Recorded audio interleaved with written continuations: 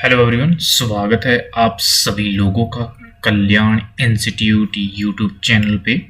आज हम इस वीडियो के माध्यम से मजदूरी का आधुनिक सिद्धांत यानी कि मॉडर्न थ्योरी ऑफ वेजेस को जानने और समझने का प्रयास करेंगे कि ये जो मजदूरी का आधुनिक सिद्धांत है, ये सिद्धांत है क्या और इस सिद्धांत के माध्यम से किस तरह से मजदूरी का निर्धारण होता है।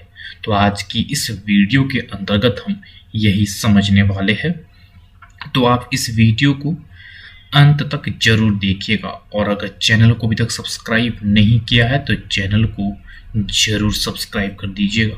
तो चलिए समझते हैं कि जो ये मजदूरी का आधुनिक सिद्धांत है ये दरअसल है क्या और इसके माध्यम से क्या कहने का प्रयास किया गया है।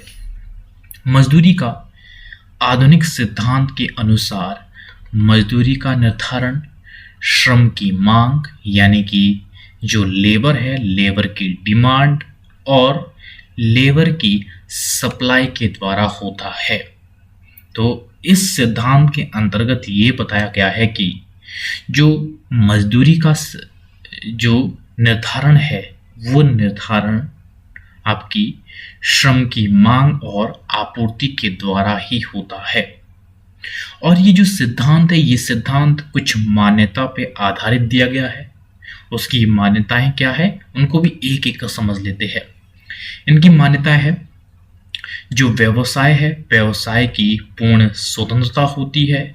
कोई भी जो नियोजक है वो किसी को भी नियुक्त कर सकता है और इसी तरह से जो वर्कर है वो भी किसी भी मालिक के पास जा कर के वो काम कर सकते हैं। यानी कि व्यवसाय की पूर्ण तरह से एक तरह से स्वतंत्रता है, कोई भी रोक टोक प्रतिबंध नहीं है।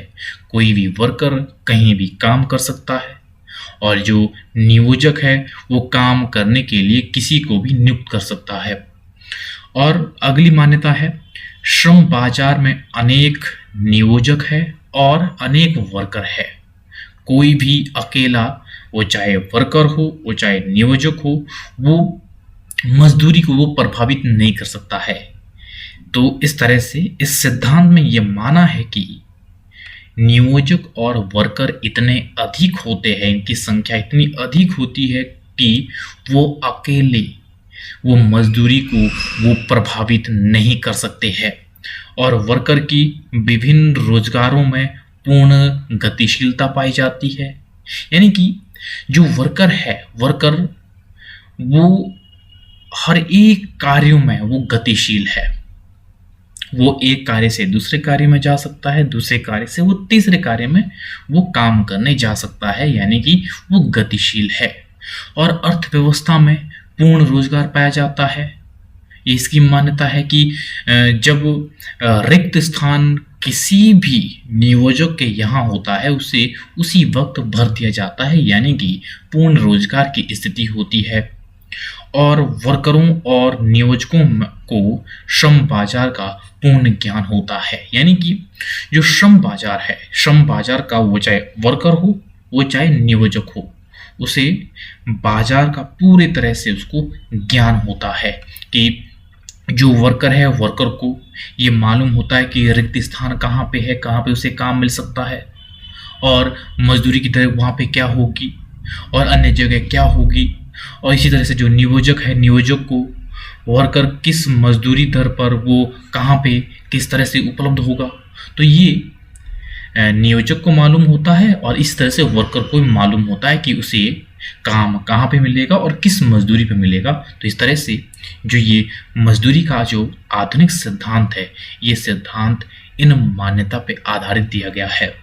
और इस सिद्धांत में श्रम मांग को भी महत्व दिया गया है कि किस तरह से श्रम की मांग और श्रम की जो पूर्ति है वो मजदूरी को निर्धारित करता है। तो इस तरह से यहाँ पे जो श्रम की मांग है, श्रम की मांग इसके तहत क्या कहा गया है, श्रम जिन वस्तुओं की उत्पादन में सहायता देता है उन वस्तुओं की मांग, श्रम की मांग वो निर्धारित करती है।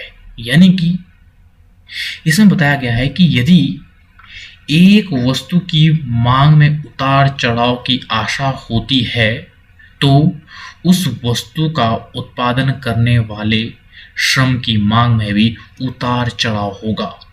कि किस तरह से यहाँ पे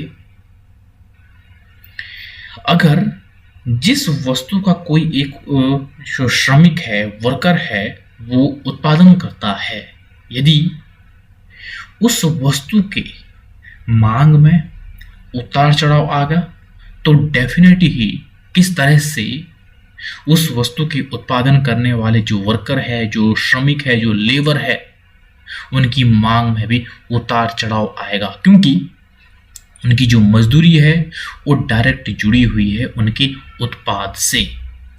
इसीलिए श्रम की मांग उस वस्तु से ड्राइव होती है जिनका वो उत्पादन करता है। अगर उसके द्वारा जो तैयार किया गया जो उत्पाद है उसकी डिमांड ज़्यादा होगी तो ऐसे में उनकी जो मजदूरी है वो भी प्रभावित होगी। अगर उनकी डिमांड कम होगी तो उस तरह से प्रभावित होगी।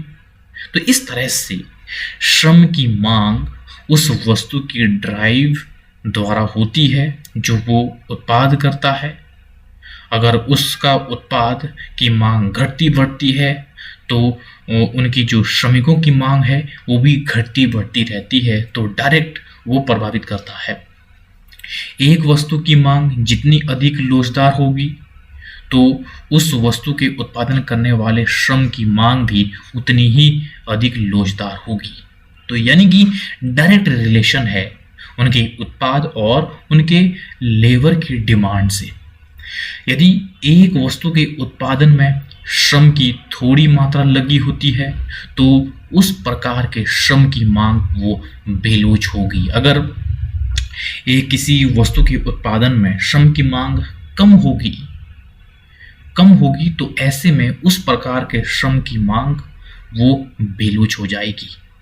तो इस तरह से जो वस्तु का जो उत्पाद है उससे ये डायरेक्ट संबंध को बताता है कि किस तरह से एक वस्तु के जो उत्पाद है, उत्पाद में श्रम की मात्रा अगर थोड़ी होगी, थोड़े ही श्रमिक लगे हुए होंगे तो वहाँ पे श्रम की मांग कम होगी। तो इस तरह से उस प्रकार के श्रम की मांग यहाँ पे बेलोचदार होगी।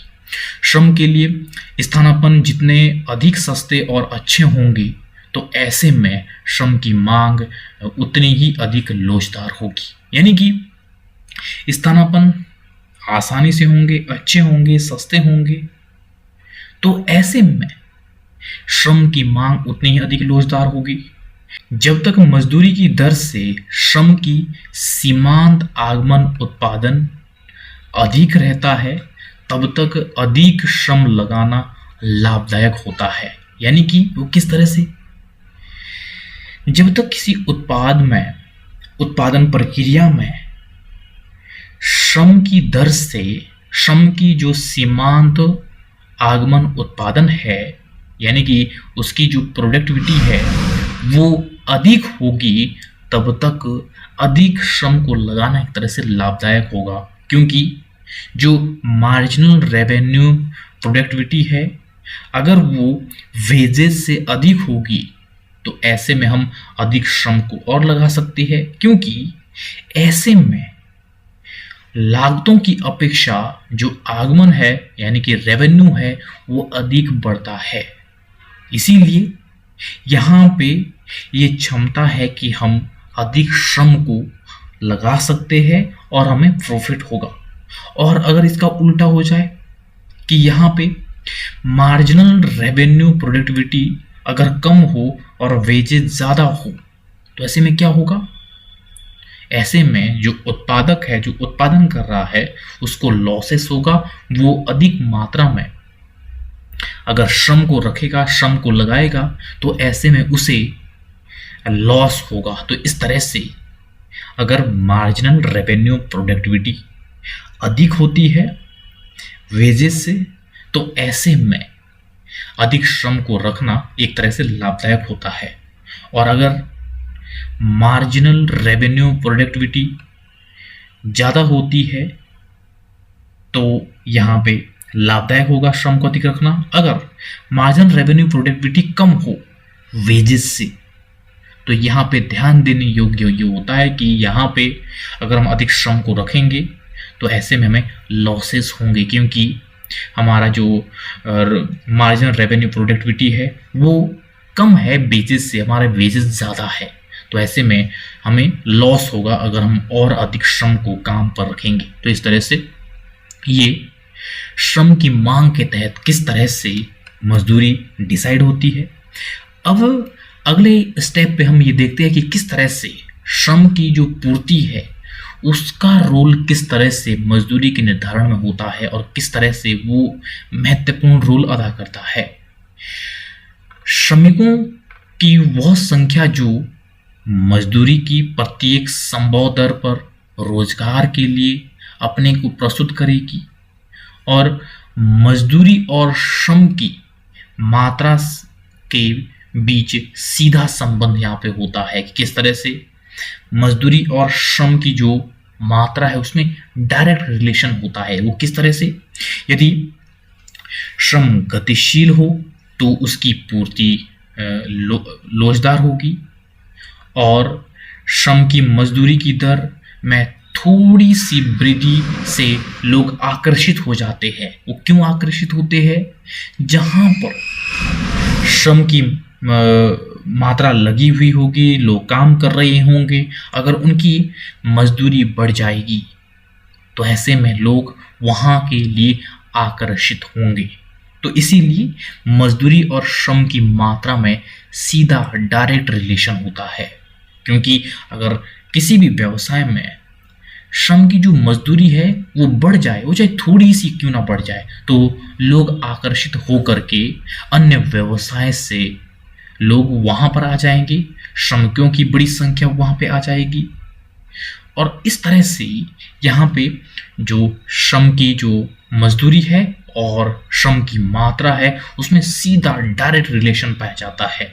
और जितनी दीर्घ अवधि होगी श्रम की जो पूर्ति वक्र है वो उतना ही लोचदार होगा, क्योंकि दीर्घकाल में हम समायोजित कर सकते हैं हम इनको भी, जो मजदूरी है उसको भी और पूर्ति को भी। और इसी तरह से स्थानापन्न प्रभाव होता है, जो श्रम की जो पूर्ति है वो किस तरह से श्रम की मजदूरी दर के अकॉर्डिंग वो पूर्ति होती है। अगर मजदूरी दर ज़्यादा है तो पूर्ति बढ़ जाएगी, अगर मजदूरी दर कम है तो हमारी पूर्ति कम हो जाएगी। और इस तरह से स्थानापन्न प्रभाव जब मजदूरी की दर बढ़ती है तो श्रमिक अवकाश के स्थान पर वो काम को स्थानापन्न करता है, यानी कि काम को वो प्रायोरिटी देता है, वो काम करने के लिए और अधिक वो मोटिवेट होता है, प्रोत्साहित होता है। मजदूरी की दर बढ़ने से अधिक काम करने की जो लालसा होती है, इच्छा होती है, वो मोटिवेशन होता है, वो किस तरह से अवकाश को घटाने की वो प्रेरणा देता है, वो अवकाश को अपने कम कर देता है, क्योंकि उसे जब अधिक मजदूरी मिल रही है तो वो काम करने के लिए वो मोटिवेट होता है।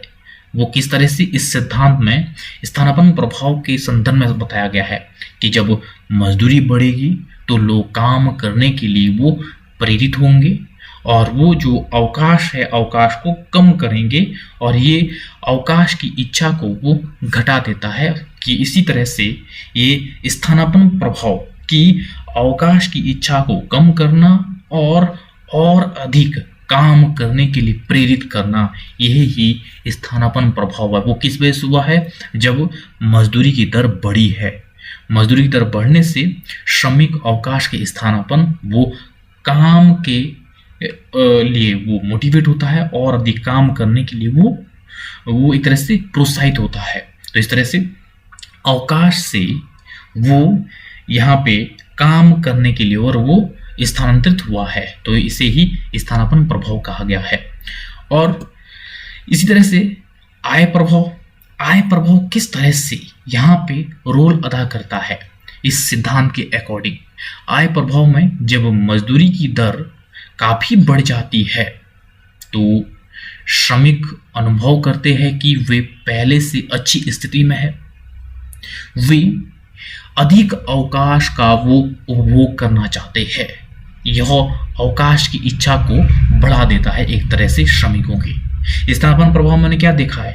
स्थानापन्न प्रभाव में ये होता है कि जब मजदूरी की दर बढ़ती है तो लोग अवकाश को कम करते हैं, वो काम करने के लिए प्रेरित होता है। और आय प्रभाव में ये होता है कि जब मजदूरी की दर काफी बढ़ जाती है तो श्रमिक अनुभव ये करते हैं कि वो पहले से अच्छी स्थिति में है, अच्छी कंडीशन में है और वे अधिक अवकाश का उपभोग करना चाहता है। वो एक तरह से अवकाश की इच्छा को ये आय प्रभाव बढ़ा देता है। जब आय प्रभाव की तुलना में प्रतिस्थापन प्रभाव अधिक शक्तिशाली हो जाता है तो ऐसे में मजदूरी बढ़ने से श्रम की मात्रा में वृद्धि होती है। यानी कि आय प्रभाव की तुलना में जब प्रतिस्थापन प्रभाव अधिक शक्तिशाली होता है, जैसा प्रतिस्थापन प्रभाव हमने क्या देखा है, लोग काम करने के लिए मोटिवेट होते हैं। तो काम करने के लिए जब मोटिवेट होंगे तो मजदूरी बढ़ने से श्रम की मात्रा में वृद्धि होगी, लोग अधिक काम करने के लिए प्रोत्साहित होंगे। और एक बिंदु के पश्चात जब आय प्रभाव अधिक शक्तिशाली हो जाता है तब मजदूरी में वृद्धि से श्रम की मात्रा में कमी आती है। यानी कि जब एक सीमा के बाद जब आय प्रभाव इतना शक्तिशाली हो जाए तो ऐसे में मजदूरी में वृद्धि होने पर भी श्रम की मात्रा में कमी होती है। लोग अवकाश को प्रायोरिटी देते हैं, लोग एक तरह से काम कम करते हैं और अवकाश का उपभोग वो ज़्यादा करते हैं। और जब आय प्रभाव अधिक शक्तिशाली हो जाता है तो अतिरिक्त आय की इच्छा की जो तीव्रता है वो उनके अंदर कम हो जाती है, जिससे कि स्थानापन्न प्रभाव एक तरह से वो कमजोर पड़ जाता है। सब धीरे धीरे होता है और धीरे धीरे इसी तरह से जो पूर्ति वक्र है वो पीछे की ओर ढलान वाला हो जाता है कि क्योंकि यहाँ पे आय प्रभाव जब शक्तिशाली हो जाएगा तो ऐसे में लोगों के अंदर जो अतिरिक्त आय को अर्जित करने की जो इच्छा है वो कम होगी और लोग अवकाश को प्रायोरिटी देंगे। तो ऐसे में स्थानापन्न प्रभाव यहाँ पे कमजोर हो रहा है, जो आपको काम करने के लिए मोटिवेट करता है, अवकाश को कम करता है। तो ये सब धीरे धीरे होता है और इसी तरह से धीरे धीरे हमारा जो पूर्ति वक्र है वो पीछे की ओर ढालू वाला हो जाता है। तो इस तरह से ये आय प्रभाव होता है जो किस तरह से हमारी जो श्रम की जो पूर्ति है उसको किस तरह से ड्राइव करता है। तो इस तरह से इस सिद्धांत के अकॉर्डिंग ये आय प्रभाव है। इससे पहले वाली स्लाइड में हमने प्रतिस्थापन प्रभाव को समझा। तो इस तरह से हमने इस रूप में जो पूर्ति है, पूर्ति किस तरह से प्रभावित होती है, और अब हम इस सिद्धांत के अकॉर्डिंग जो श्रम का शोषण है उसके संदर्भ में बात करते हैं कि श्रम के शोषण के संदर्भ में क्या बताया गया है इस सिद्धांत के अंतर्गत। अपूर्ण प्रतियोगिता की स्थिति में कि यहाँ पे श्रम बाजार में अपूर्ण होता है कि किस तरह से अपूर्ण प्रतियोगिता की स्थिति में जो श्रम बाजार है वो भी अपूर्ण होता है, क्योंकि यहाँ पे ऐसी स्थिति में जो व्यावसायिक और भौगोलिक दोनों ही दृष्टि से श्रम में गतिहीनता होती है। यानी कि कुछ ना कुछ यहाँ पे रुकावटें होती है जिससे कि श्रम का यहाँ पे शोषण होता है, क्योंकि अपूर्ण बाजार में, अपूर्ण प्रतियोगिता में यहाँ पे श्रम बाजार में अपूर्णताएं पाई जाती है, जिससे कि यहाँ पे व्यावसायिक दृष्टि से, भौगोलिक दृष्टि से, इन दोनों ही दृष्टि से श्रम की जो गतिहीनता है वो होती है, क्योंकि पूर्ण रूप से गतिशील नहीं होगा, जिसके चलते श्रम का शोषण होना तय है। क्योंकि श्रम का शोषण अक्सर अपूर्ण प्रतियोगिता में होता है जहाँ पे पूर्ण रूप से प्रतियोगिता नहीं होती है। श्रम का शोषण तब होगा जब श्रमिकों को अनेक सीमांत उत्पादकता के मूल्य से उसे कम मजदूरी दी जाए। यानी कि जब श्रमिकों को उनके जो सीमांत उत्पादकता है उसकी सीमांत उत्पादकता से जब मजदूरी कम दी जाएगी तो ऐसे में किस तरह से श्रमिकों का शोषण होगा कि जो वो उत्पादन कर रहा है उसकी जो प्रोडक्टिविटी है उससे भी बहुत ही कम मात्रा में अगर उसे मजदूरी दी जाए तो ऐसे में यहाँ पे श्रमिकों का शोषण होता है, क्योंकि उसकी जो प्रोडक्टिविटी है उसकी मार्जिनल प्रोडक्टिविटी से कम मात्रा में उसे मजदूरी दी जा रही है। तो ऐसे में ये श्रम का शोषण होगा। और ये श्रम का शोषण कहाँ होता है? ये श्रम का शोषण अपूर्ण प्रतियोगिता में होता है, और अपूर्ण प्रतियोगिता में यहाँ पे ये श्रम का शोषण होगा, क्योंकि यहाँ पे मार्जिनल प्रोडक्टिविटी से यहाँ पे जो श्रमिक है, जो लेबर है, उसे कम वेजेस दिया जा रहा है। तो ऐसे में श्रम का शोषण होगा। और पूर्ण प्रतियोगिता में श्रम का शोषण नहीं होगा, क्योंकि यहाँ पे जो लेबर है, लेबर की जो मार्जिनल प्रोडक्टिविटी है वो और जो वेजेस है जो एक लेबर को दिए जाते हैं वो बराबर होंगे।